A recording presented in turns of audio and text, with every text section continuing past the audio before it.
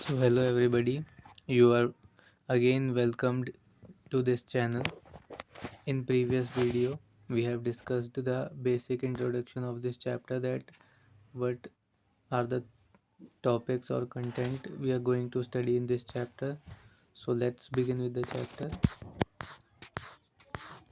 A Triumph of Surgery, from your second book, First Flight Not, its Footprint Without Feet. The first chapter. I was really worried about Tricky this time. I had pulled up my car when I saw him in the street with his mistress, and I was shocked at her appearance. He had become hugely fat, like a bloated sausage with a leg at each corner. His eyes, bloodshot and rheumy, stared straight ahead, and his tongue rolled from his jaws. So जो ये chapter है इसमें mainly चार characters हमें दिए गए हैं, जो कि first Mrs Pumphrey, who is the owner of Tricky, and the second of course Tricky, a dog who has now been seemed to be a bloated sausage. The third, a veterinary doctor, who is James Harriet, and the fourth one, his compounder, and the fifth and last, who has not been mentioned in the story, but still his presence can be felt, the gardener, who is suffering from lumbago, gardener of Tricky. So the story starts where the doctor, who is James Harriet, was going somewhere with his car, and he saw Tricky this time. He pulled up his car and saw him, whom the Tricky, in the street, who was going with his mistress, and the doctor was shocked at his appearance. Tricky had become hugely fat. वो जो Tricki है वो काफ़ी ज़्यादा मोटा हो चुका था, एकदम ब्लॉटेड सॉसेज की तरह. उसकी जो चार पाँव थे वो फैले हुए थे, और उसकी आंखें बिल्कुल रेड ब्लड शॉट हो चुकी थी, और वो एकदम दयात्मक रूप से डॉक्टर की ओर स्टेयर यानी घूर कर देख रहा था. Mrs Pumphrey hastened to explain. जो मिसेस पंपरे है वो हिचकिचाते हुए बोली, ही वॉज सो लिस्टलेस. जो मिसेस पंपरे थी, she was speechless. Mr Herriot, he seemed to have no energy. ऐसा लगता है कि ट्रिकी के अंदर कोई एनर्जी बाकी नहीं है. I thought he must be suffering from malnutrition. उनको ऐसा महसूस हुआ कि जो ट्रिकी है, he is being suffering from malnutrition, a kind of health issue whereby you are not getting sufficient nutrition in your body. So I have been giving him some little extras between meals to build him up. तो जो Mrs पंपरे हैं वो tricky को कुछ extras देती थी meals के बीच में, जैसे कि कॉड लिवर ऑयल हो गया, हॉर्लिक्स का एक बाउल, जिससे कि उसको अच्छी नींद आ सके, और माल्ट. ये सब वो एक्स्ट्रास में दिया करती थी, उसका जो डेली का मील था उससे अलग. Nothing much really. और इतना सब देने के बाद भी she said that I do not give him nothing much really. And did you cut down on the sweet things as I told you. Now the doctor asks that I had told you that. So जो doctor हैं, he ask कि जो मीठी चीज़ें मैंने मना किया था कि इसको नहीं दे सकते खाने के लिए, did you cut down that. So she replied, oh I did for a bit. कि उन्होंने ट्राई किया, but he seem to be so weak. लेकिन जो ट्रिकी है वो बहुत वीक नज़र आ रहा था. So she had to relent. तो उनको उसको वहीं रोकना पड़ा. He does love cream cakes and chocolates. तो जो ट्रिकी है उसको केक्स और चॉकलेट्स काफ़ी पसंद है. I can't bear to refuse him. और मैं उसको बिल्कुल भी मना नहीं कर सकती. I look down again at the little dog. मैंने यानी जेम्स हैरियट जो कि डॉक्टर हैं, उन्होंने दोबारा ट्रिकी की ओर देखा. That was the trouble. ये एक चिंता का विषय था. ट्रिकीज़ ओनली फॉल्ट वॉज ग्रीड. और जो ट्रिकी का एकमात्र फॉल्ट था वो था उसका ग्रीड, कि he could not refuse any kind of food, उसको कुछ भी खाने को दिया जाए, he had never been known to refuse that, वो उसको कभी मना नहीं करता था, वो खाने के प्रति इतना लालची था. He would tackle a meal at any hour of the day or night, and I wondered all about these things Mrs. Pumphrey had not mentioned. अब व्यंग्यात्मक रूप में जो हमारे ऑथर और जो डॉक्टर हैरियट हैं वो बताते हैं कि मैं तो उन चीज़ों के विषय में चिंतित हूँ जो मिसेस पंपरे ने इनके अलावा उसे दी होंगी और जो उन्होंने मुझे एक्सप्लेन नहीं की हैं, जो उन्होंने मेंशन नहीं किया है कि उन्होंने मील्स के अलावा इन चीज़ों को भी दिया है. So now the doctor ask again that are you giving him plenty of exercise. अब जो जेम्स हैरियट हैं वो पूछते हैं कि जो एक्सरसाइज थी उसके बारे में क्या आप उसको प्लेंटी ऑफ एक्सरसाइज प्रोवाइड कर रही हैं डेली या फिर नहीं. So well he has his little walks with me as you can see. तो जो मिसेस पंपरे हैं वे कहती हैं कि जैसा कि आप देख सकते हैं कि ये छोटी मोटी वॉक मेरे साथ कर रहा है. बट हॉजगिन द गार्डनर, जो हॉजगिन है जो कि गार्डनर है और has been down too with lumbago. Lumbago एक तरह की एक इंजरी है जिसमें जो लोअर बैक है उसमें काफ़ी पेन रहता है.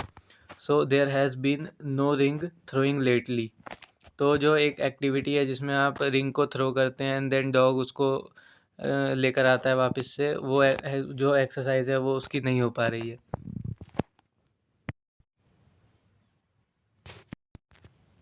So in this image we can see here the lady wearing coat. She is Mrs. Pumphrey.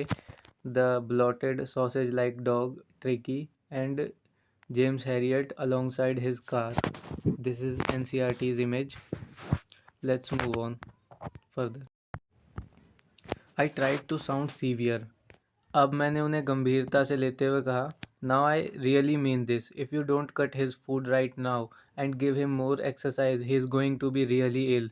अब जो हैं जेम्स हैरियट वो मिसेस पंपरे को वार्न करते हैं कि मेरा ये मतलब नहीं था, अगर आपने इसके खाने में कटौती नहीं की और इसको एक्सरसाइज के लिए मतलब इसको ज़्यादा से ज़्यादा एक्सरसाइज नहीं कराई तो ये सीरियसली इल हो जाएगा.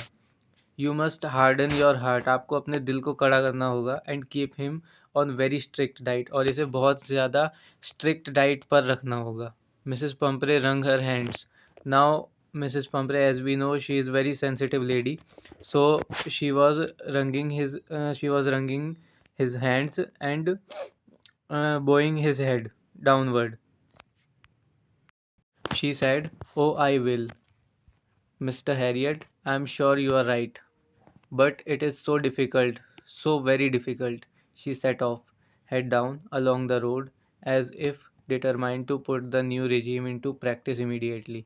So यहाँ पे एक वर्ड नोट करने वाला, न्यू रेजीम यानी एक नया दौर ट्रिकी की लाइफ में जो कि अब आने वाला था, जहाँ पर उसके मील्स को कट किया जाएगा, उसको प्लेंटी ऑफ एक्सरसाइज प्रोवाइड की जाएगी. And that was very difficult for Mrs Pumphrey because we know that she was very sensitive lady and she could not bear that much hardened heart. So let's move on further. I watched their progress with growing concern. Tricky was tottering along in his little tweed coat. He had a whole wardrobe of these coats for the cold weather and a raincoat for the wet days. He struggled on, drooping his harness. I thought it would not be long before I heard from Mrs. Pumphrey. जो James Harriet हैं वो उसको जाते हुए देखते हैं तो tricky जो है वो टॉटर कर रहा था, काफ़ी धीमे धीमे कदमों में चल रहा था अपने छोटे छोटे पाँव से. और उसको जिस कोट मतलब जो कोट उसने वेयर किया हुआ था उसके पास पूरा एक वार्डरोब था. Wardrobe in the sense cupboard था of these coats for the cold weather, ठंडे मौसम के लिए कोट्स, और रेन कोट बारिश के मौसम के लिए. ही स्ट्रगल्ड ऑन. और जेम्स हैरियट ये बताते हैं कि वे जानते थे कि जो मिसेस पंपरे हैं उनका बहुत जल्दी ही कॉल वापस से आने वाला है, क्योंकि वो उतनी एक्सरसाइज उसको प्रोवाइड नहीं कर पाएंगी, ना ही उसके फूड को कट कर पाएंगी. And ultimately Tricki will going to be very ill. The expected call came within few days. और जो कि एक्सपेक्टेड कॉल था जेम्स हैरियट द्वारा वो कुछ ही दिनों के भीतर आ गया. Mrs Pumphrey was distraught. She was distressed. She was very very depressed. She said Tricky would eat nothing. जो ट्रिकी है वो कुछ नहीं खा रहा है. Refused even his favorite dishes. वो अपनी जो favorite dishes है even उनको भी refuse कर रहा है खाने के लिए. He had bouts of vomiting और उसको कई बार vomiting भी हुई है. He spent all his time lying on a rug और एक कारपेट टाइप सा है जिस पे वो अपना सारा टाइम लेटा हुआ है. Did not want to go for walks. वो बाहर वॉक के लिए नहीं जाना चाहता. Didn't want to do anything और वो कुछ करना भी नहीं चाहता. I had made my plans in advance. So here the intelligence of a doctor is being shown कि वे जैसा जानते उन्होंने एक्सपेक्ट किया था कि कुछ ही दिनों में कॉल भी आएगा और उसी के अकॉर्डिंग उन्होंने अपने प्लान्स भी पहले से ही तैयार किए हुए थे कि किस तरह वो आगे उसको ट्रीट करने वाले हैं. उनके माइंड में सिर्फ ये था the only way was to get Tricki out of the house for a period. उनके माइंड में सिर्फ इतना था कि किसी भी तरह ट्रिकी को कुछ समय के लिए उस हाउस से बाहर लाना है जहाँ उसको इतना ओवर पैम्पर किया जा रहा है जो कि उसकी इस इलनेस का रीज़न है. I suggested that he be hospitalized for about fortnight to be kept under observation. तो जो जेम्स हैरियट हैं वो उनको बताते हैं कि इसको हॉस्पिटलाइज करना पड़ेगा एटलीस्ट 14 दिनों के लिए और इसको अंडर ऑब्जर्वेशन रखना होगा. The poor lady almost swooned.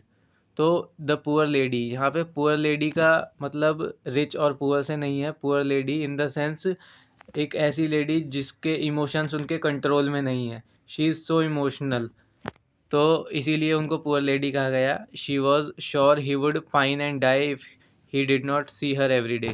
तो वो कहती हैं कि जो मिसेस पंपरे हैं वो श्योर थी कि जो ट्रिकी है ही वुड डाई अगर उन्होंने उसको डेली नहीं देखा तो. But I took a firm line. लेकिन जो जेम्स हैरियट थे जो डॉक्टर थे he took a firm stand कि if you want Tricki to be well right now then you must do this. So Tricky was very ill and this was the only way to save him. James Herriot cleared that this was the only way to save him. In fact, I thought it best to take him without delay. और James Harriet ने सोचा कि the best thing would be here to bring Tricky to their hospital right now.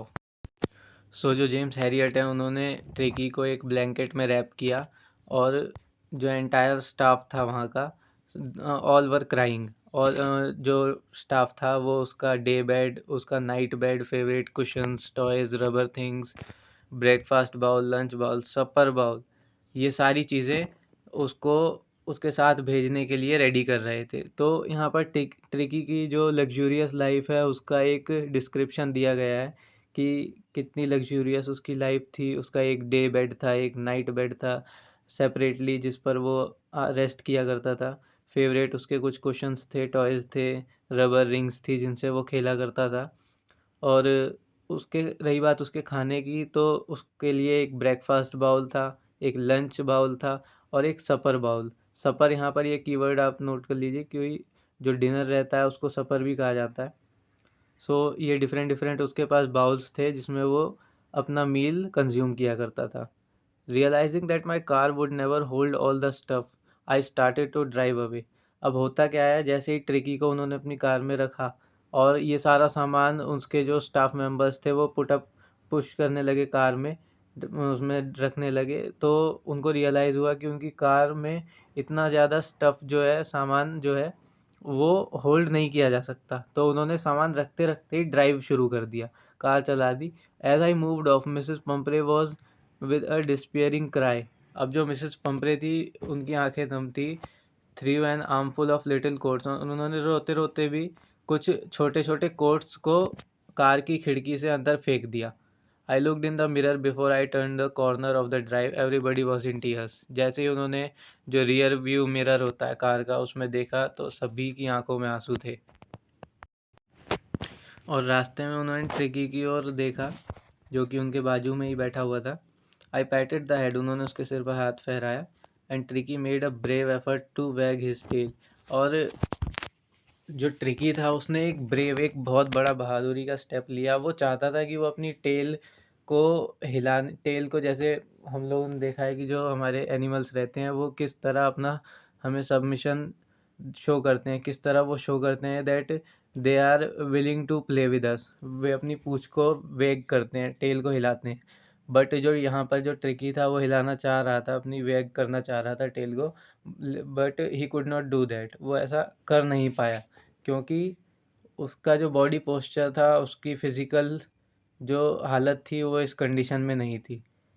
But जो doctor थे उन्होंने इस चीज़ को realise कर लिया उसकी फिजिकल अपीयरेंस को देखकर। You haven't kick a kick in you but I think I know a cure for you.